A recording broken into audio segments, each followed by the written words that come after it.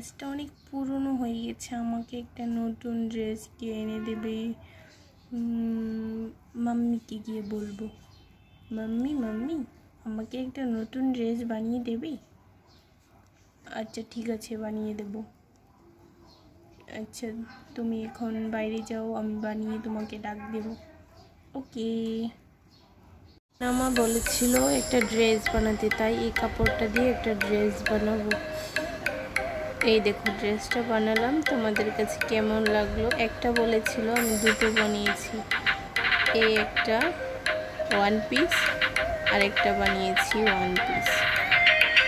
এই আরেকটা, দুটো আমি হাতে বানিয়েছি। তোমাদের কেমন লাগলো প্লিজ বলো।